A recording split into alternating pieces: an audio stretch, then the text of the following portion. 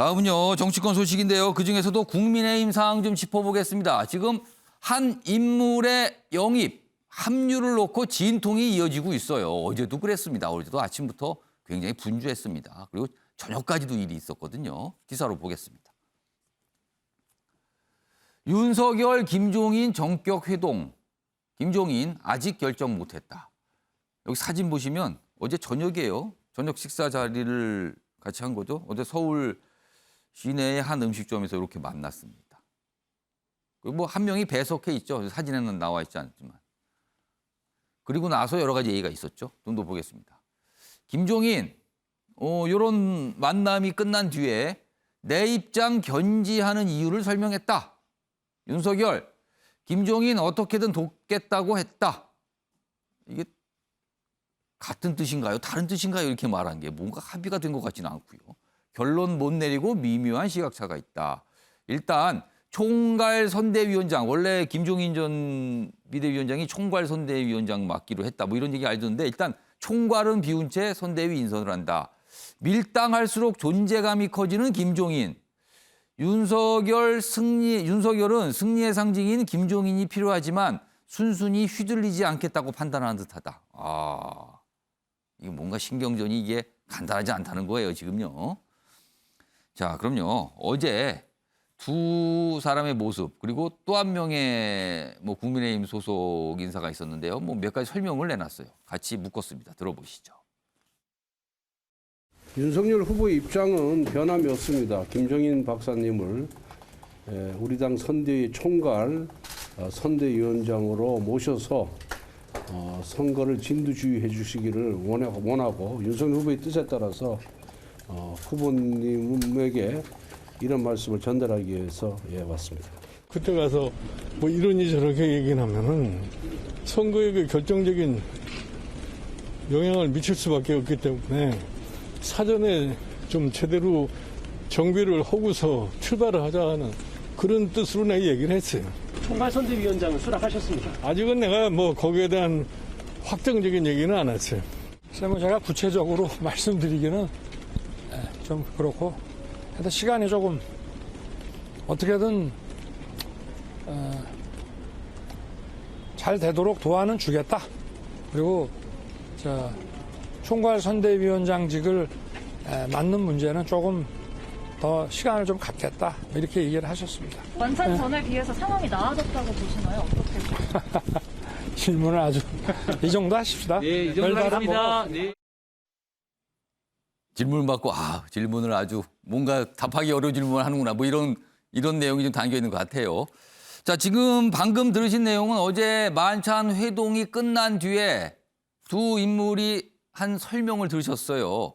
자, 다음 화면 보겠는데요. 만찬 자리에서 이런 얘기가 오갔다고 전해집니다. 여기 보면 김종인 대통령 되기를 밖에서 돕겠습니다. 이거 뭡니까 그럼? 밖에서. 선대위. 그러니까 캠프 합류 안 한다는 거잖아요. 돕긴 돕는데 그냥 저는 밖에서.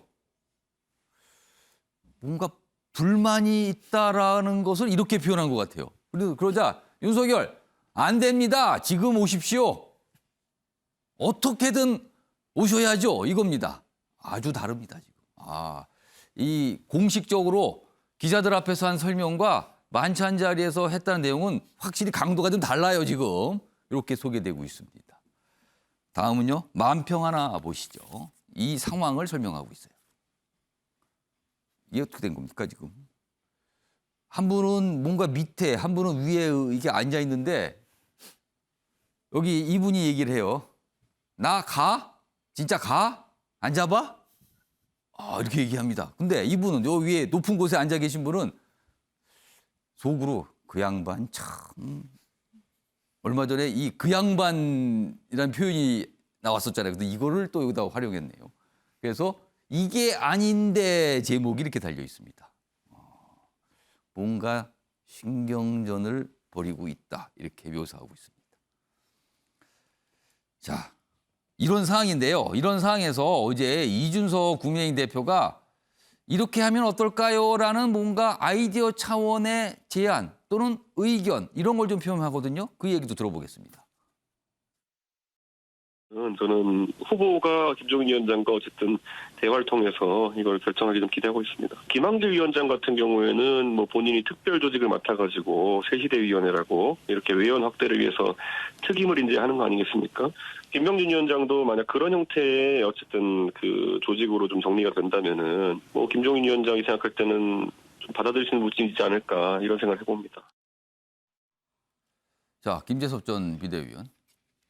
어떻게 해야 지금 이 신경전상이 해결이 될까? 구체적으로 윤석열 후보가 어떻게 해야 이게 풀리는 겁니까? 방법이 어디 있습니까, 지금? 뭐 어저께 이제 기사에서도 일부 나왔던 것 같은데 김병준 전 위원장의 역할을 조금 제한을 하고 지금 김병준 전 위원장은 상임위원장. 상임선대위원장 뭐 네, 이렇게 상임선대위원장. 되어 있는데요.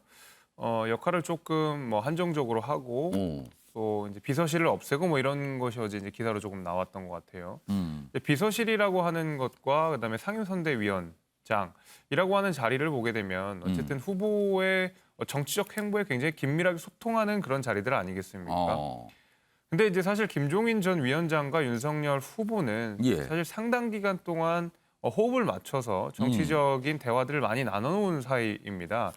왜냐하면은 김종인 전 위원장이 당시 이제 그 비대위원장이었던 시절에 예. 국민의힘 비대위원장이었던 시절에 윤석열 후보가 당시 검찰총장을 사퇴하고 나오면서 별의 순간을 언급하면서 사실 정치적인 행보에 어떤 기초들을 마련해주는 그런 메시지를 좀 던져줬거든요. 예. 그 이후에 사실 이제 별의 순간이라고 하는 어떤 그 메시지들이 사실 대한민국에 쭉 퍼지면서 윤석열 후보에게 집중하게 되는 그런 사실 결과들을 많이 예. 나왔지 않습니까?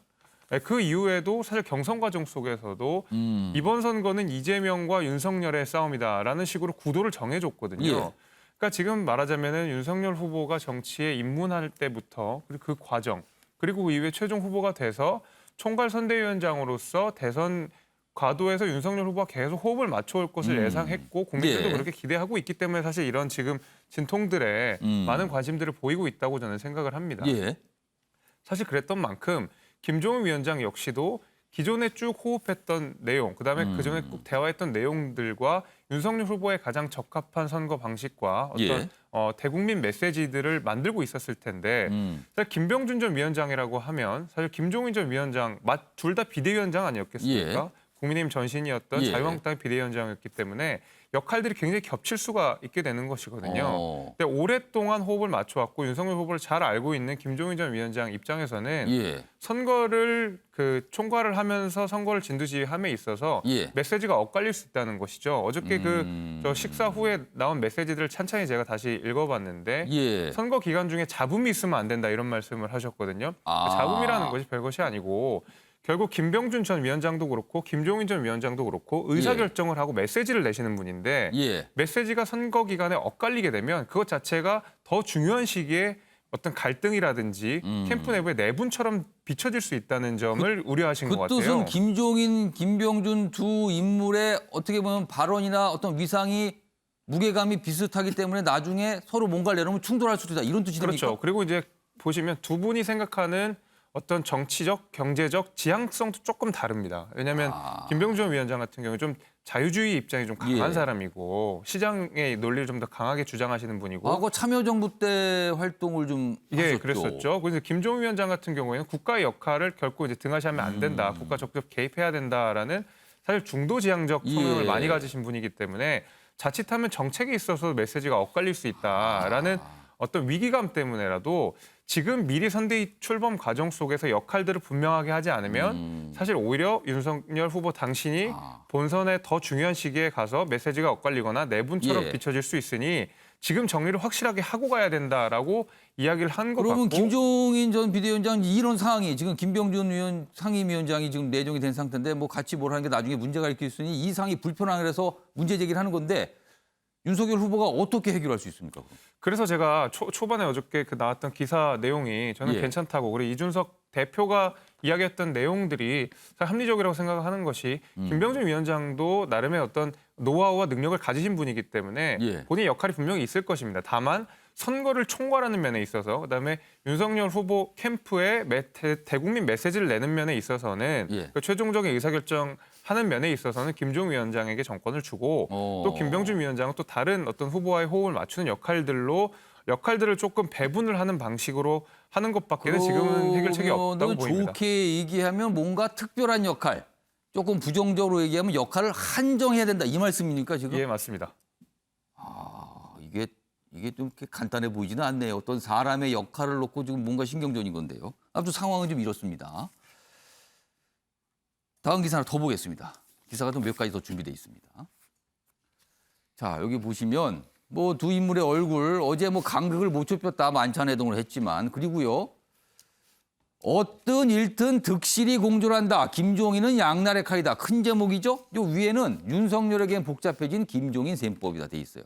자, 그럼 구체적으로 셈법이 뭔지 여기 아래 작은 제목으로 설명이 되어 있습니다.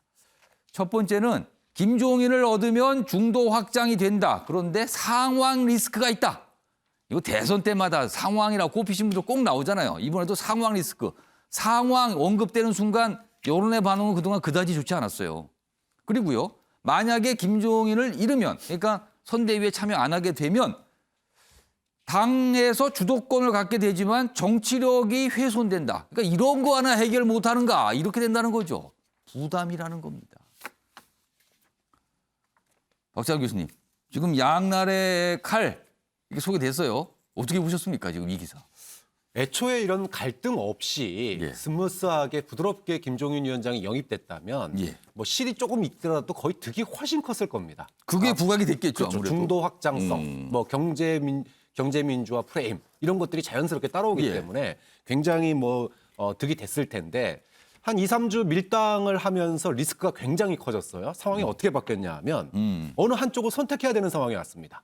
당에서는 뭐 인사권까지 내줘가면서 김종인 모셔야 되냐 이런 불만의 목소리가 나오기 시작했고 예. 또 김종인 위원장을 그렇다고 모시자니 그런 지금 겉으로는 선대위 구조 얘기지만 사실 들어가 보면은 뭐 김한길 그다음에 김병준 예. 뭐 장제원 예. 이 사람들 바꾸라는 거 아닙니까? 그렇게 보면 이거는 대통령 후보고 대통령이 될 사람인데 인사권에 개입하는 모양이죠. 휘둘리는 거 아니냐 이런 얘기 나오는 그렇죠. 거죠. 바로 상황 돼버리는 겁니다. 자, 이렇기 때문에 이 2주 동안의 리스크를 끌어온 것 자체가 지금은 상황 리스크를 질 거냐 안 질 거냐 예. 이런 문제로 가게 돼버린 거죠. 어느 한쪽을 갖다가 포기할 수밖에 없는 상황이 됐습니다. 예. 그럼 결과가 만약에 좋게 끝난다 그러면 예. 뭐 그중에 하나를 선택하면 되지만 예. 그래서 결과적으로 결별한다 그러면은 뭐 지키는 건 있죠. 뭐 당의 원탑으로 이제 그러니까 후보의 뜻이 뭐 더 중요하다. 이게 확인됐다. 그렇죠. 뭐 이런 거죠. 나는 뭐 누구 주변에 눈치 안 보는 사람이다. 이런 어떤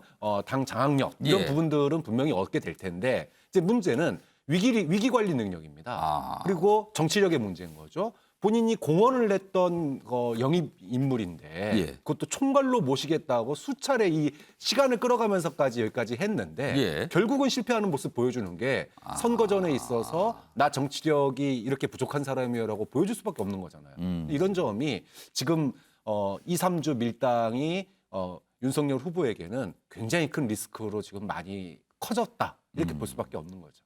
양날의 칼일 수도 있고 어떻게 보면 딜레마네요. 이래도 문제일 수도 있고 저래도 문제일 있고 어떤 선택을 해도 장단이 다 섞여 들어가 있단 말이에요. 지금요. 다음 기사 하나 더 보겠습니다. 사설인데요. 윤석열 후보는 72 선대위로 국민에게 무엇을 보여주겠다는 건가. 굉장히 부정적입니다. 72이요? 지금 보면 여기 세 사람 이른바 삼김이죠. 김종인, 김한길, 김병준. 나이 평균을 따니까 72. 한 분은 뭐 80 넘으시고요, 지금요. 이런 상황이잖아요. 이거 뭡니까? 지금 이렇게 질타하고 있어요, 이 기사는. 윤영걸 전 대표님, 어떻게 보셨습니까, 이 기사? 저 상당히 문제죠. 국민들이 볼 때는 세 분이 단합을 해도 예. 좀 갸우뚱할 거예요. 워낙 정계에 투신한 지가 30년, 40년 된 분은 아니에요. 굉장히 오래 활동하신 분들이에요. 한국 나이를 세 분이 합하면 219살이더라고요. 그러니까 그걸 또 합하셨어요, 다 그렇죠. 또 그거를. 합하니까 219살이니까 거의 300에 육박하는데요. 그렇죠. 그러려면은 한 팀이 돼서 움직여야 되는데 국민들이 젊은 사람들이 볼 때는 예. 2030이나 이런 사람들 볼 때는 어르신 삼각편대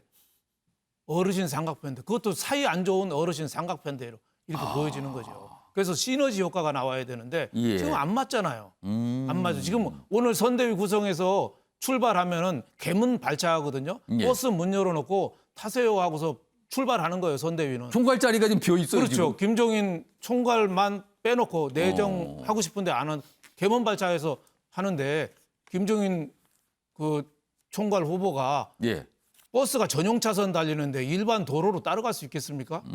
저는 이제는 늦었다. 몰라 합류는 할 수는 있죠. 예. 서로 김종인 그 총괄 내정자는 또 권력이 필요하고 더 국민의힘이라는 조직이 필요하고 또 윤석열 후보한테는 김종인이라는 또 상징 자본, 킹메이커 뭐 그게 예. 필요하니까 갈 수도 있겠지만은 무슨 의미가 있냐 이거죠. 국민이 볼 때는 저 오징어 게임에 저 게임으로밖에 안 보인다 이거죠. 그러니까 국민의- 실제 본인들 그 정치권 그리고 국민 내부나 상황에서 굉장히 뭐 복잡하고 이렇게 신경절이고 분주하지만 막상 밖에서 투표를 할 수 있는 투표 권한 있는 국민들이 보기에는 도대체 뭐 하는 겁니까? 이런 생각이 든다는 거죠, 지금. 너무 올드한 거죠. 예, 젊은이들, 여성들 이런 사람들의 의견을 받아줄 그 절실함이 있냐 이거죠. 예. 그러니까 국민들이 저기에 대해서 좀 불신하는 거 아닌가 뭐 이렇게 생각이 들어요. 그러니까 김종인 그 총괄 내정자 전 비대위원장 의견은 그거예요. 내가 히딩크 하면 되는데 뭘 이렇게 위원장이 많아. 뭐 옆에는 그 상임위원장, 상임 감독도 있고 또 새시대 감독도 있고 나는 총괄 감독이 있고 히딩크 3명이 어떻게 축구를 해.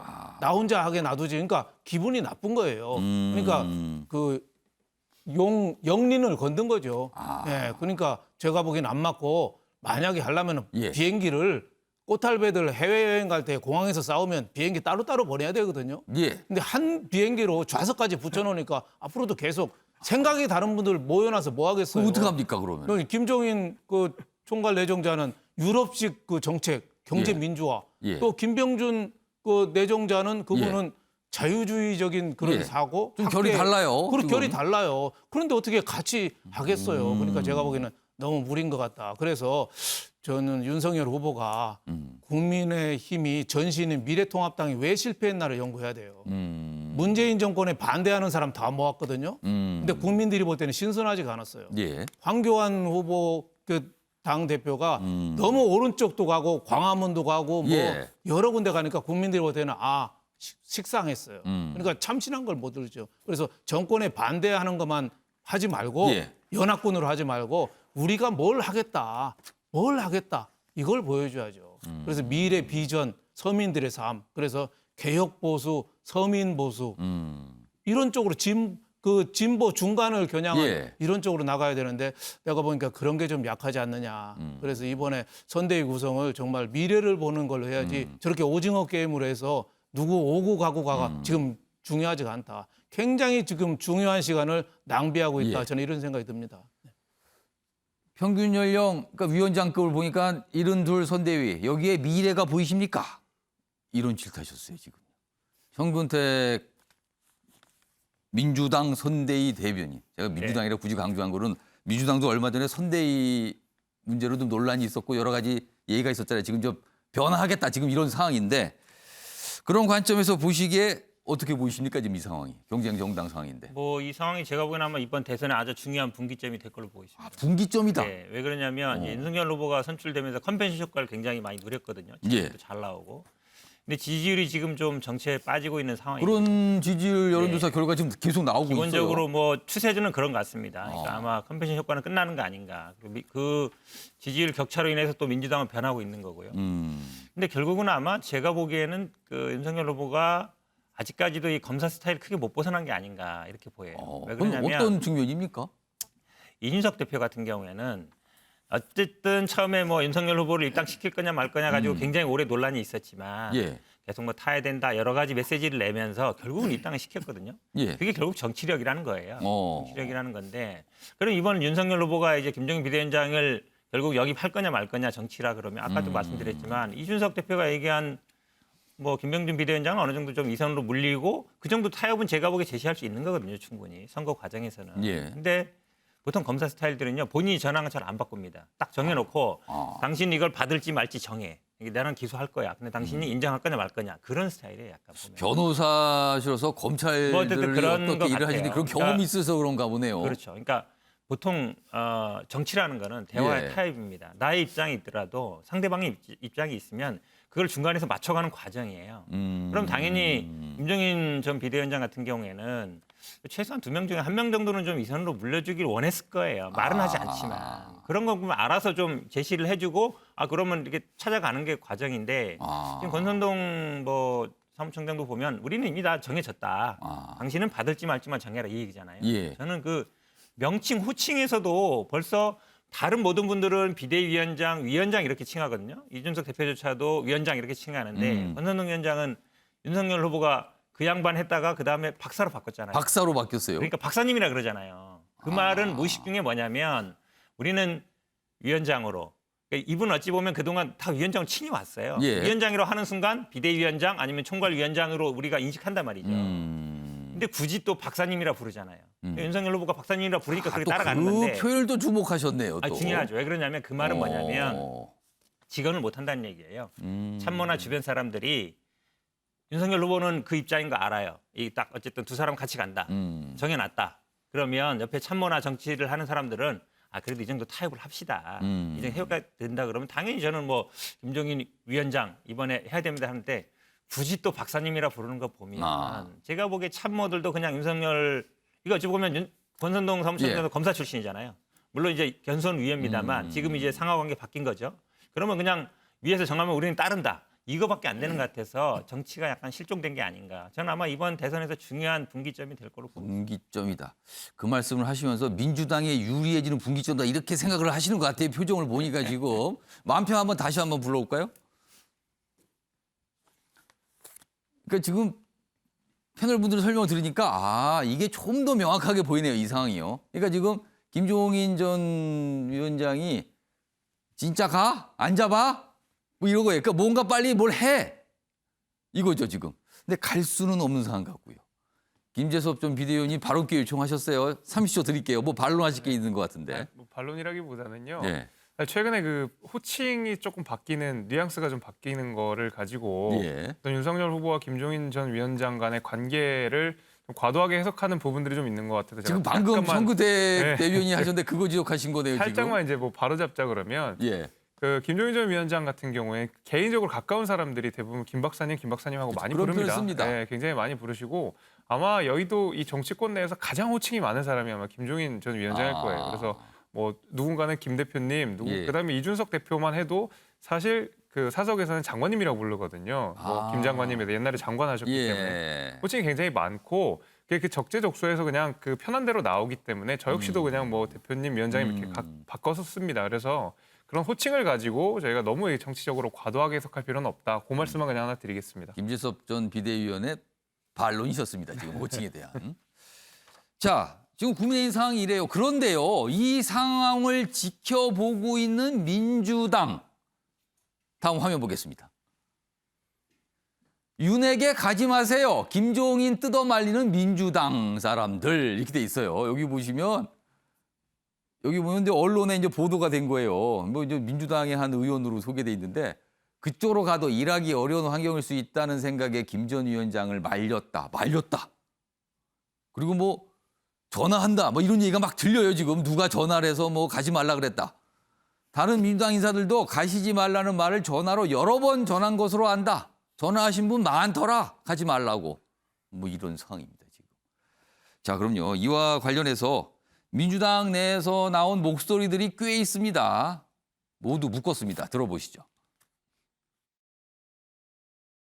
민주당 일각에서는 김종인 전 비대위원장 접촉하고 있다 이런 얘기도 나오는데 그런 말씀 드린 건 예의가 아닌 것 같고요. 일단 국민의힘에서 결정되는 것을 지켜봐야 될 것입니다. 다만 제가 말씀드리고 싶은 것은 김종인 위원장께서 단순한 정치인이 아니라 나름대로 어떤 주제가 아젠다가 있는 분인데 검사 출신으로 평생을 보낸 윤석열 후보가 그런 김종인 의원의 철학과 국정 아젠다를 수용하기가 어려울 거로 저는 생각합니다. 그래서 김종인 후보께서도 검사가 바로 대통령 되는 경우가 없다 이런 말씀을 하신 것으로 알고 있습니다. 딱 하나 윤석열 후보가 됐을 때 가실 거냐 말 거냐. 근데 저는 이재명 후보에 대해서도 호의가 있습니다, 이분이. 나이 차이도 너무 많이 난 어른인데 그 양반 그 말을 들은 김종인 전 비대위원장은 어떠셨을까? 자존심과 그 말로가 참 너무 초라하다 하는 생각이 좀 들더라고요. 약간 신나 보이는데 지금? 아니 그렇지 않습니다. 그렇다고 그쪽이 잘 됐으면 좋겠다고 제가 빌을 이유는 없잖아요, 또. 살짝 듣기에 따라서는 뭔가 부추기는 것 같기도 하고요. 뭐 기분 나쁘시죠? 그런데도 가실 거예요? 가시면 안 좋은데요? 생각이 다르신데요? 뭐 이런 것 같습니다, 지금요. 현근택 대변인. 네. 민주당이 아까 우상호 의원이 살짝 얘기했는데 정말 김종인 전 비대위원장을 향해서 민주당이 관심이 있습니까? 아니면 이거 단순히 그냥 안 갔으면 좋겠다 그 생각입니까? 뭐 뭡니까 지금 이거? 어려운 질문인데요. 예. 네.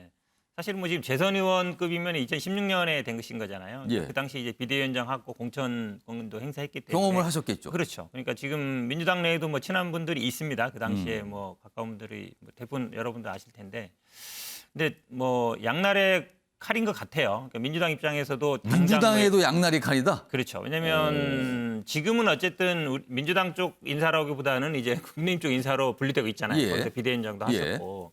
근데 이분이 또 선거에서 여러 가지 성과를 낸 적이 있거든요. 예. 그러니까 일단은 제가 보기에는 뭐 당장 민주당에 모시고 온다는 입장보다는 이제 국민의힘에 안 갔으면 좋겠다 이런 생각은 있는 거 같아요. 안 갔으면 좋겠다. 예, 저도 뭐 그런 생각인 것 같아요. 가지 마옵니까? 그러니까 가지 마오. 선거를 어쨌든 이분이 여론이라든지 아니면 중도층이라든지 이런 데에 호소가 분명히 있습니다. 여러분들 굉장히 민감하게 반응하시는 분이고 다른 반대로 달리 직접 뭐 여론 조사도 많이 보시는 분이라서 소구력이 있기 때문에 저희들 입장에서는 일단 국민의힘에 안 가는 게 좋겠다. 이제 그 정도인 것 같고 지금 근데 민주당도 지금 송영길 대표 빼고는 이제 다 사퇴했거든요. 예. 민주당도 굉장히 어찌 보면 당내 이 뭐 정비하는 과정이라서 뭐 글쎄 모르겠습니다. 향후에 어떻게 될지는 뭐 정치라는 건 살아있는 생물이기 때문에 예. 뭐 열려 있다고 저는 보고 있습니다. 생물이긴 하지만 너무 상상력이 커지는 거 아니에요? 만약에 진짜 민주당과 뭘 손을 잡아 도움을 준다면 이거는 정치권에서 굉장히 충격으로 받을 수 있는 상황인데 아무튼 뭔가 얘기들은 나오고 있어요. 저렇게까지 반응들이 있어요. 박찬환 교수님. 네.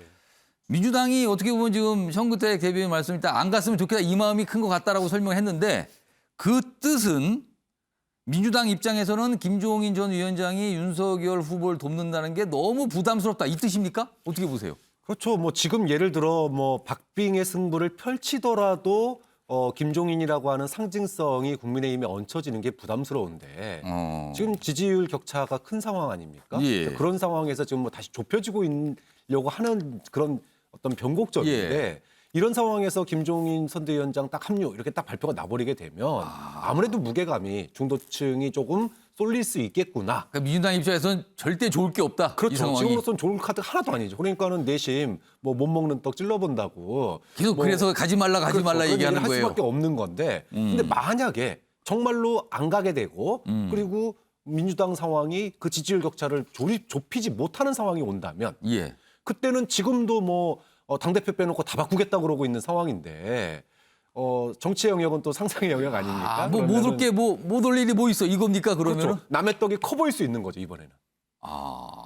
저거 옛날에 내 떡이었는데. 옛날에 그 민주당하고도 활동을 했고 근데 그렇죠. 그렇다고 이게 어떻게 되는 겁니까? 그러면 지금은 만약에 뭐 그런다면 그런 걸 이게. 가능성을 상정해 놓고 하는 얘기는 아닌 것 같고요. 하지만 이제 최악의 상황이 온다면 뭐 얼마든지 그때까지 따로 뭐 선대위 국민의힘에 합류하지 않는다면 그건 뭐 세상 일이라는 걸 어떻게 될지 모르는 일이니까요. 아무튼 이렇게 민주당의 반응이 나오는데 이 민주당 인사들의 반응에 대해서 국민의힘 내부에서도 목소리가 좀 나왔어요. 확인해 보겠습니다. 제가 오늘 그 김종인 위원장 찾아뵙기로 했는데요. 저도 한번 이런저런 말씀을 들어보려고 합니다. 어차피 김종인 위원장도 지금 민주당 분들이 와서 뭐 좀 못 먹는 감 찔러본다는 식으로 접촉을 해봤자 민주당으로 가실 분은 아니거든요. 그리고 정권교체의 대의에 공감하시는 분이기 때문에 저는 뭐 200% 확신합니다. 이번 주 내 결론 내야죠. 이번 주 내. 김재섭 전 비대위원. 지금요. 그러니까 지금 뭔가 진통이 있는 상황에다 더해서 민주당까지 뭔가 자꾸 얘기를 하는 거예요. 김종인 전 위원장 얘기. 이 상황이 어떻게 혼란으로 보이는데 이 자체가 좀 국민의힘이나 윤석열 후보한테 불리한 거 아닙니까? 이 자체가? 이런 이제 혼란 내지 이제 갈등으로 비춰질 수 있는 이 국면이 예. 장기화되는 것은 바람직하지는 않죠. 어떤 예. 식으로든.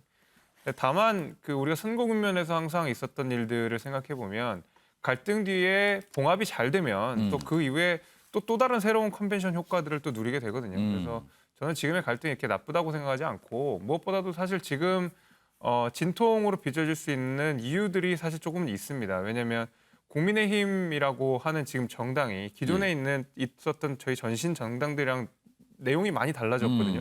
그 얘기 뭐냐면 이준석 대표가 사실 당대표로 되면서 20대, 30대 당원들이 굉장히 많아졌습니다.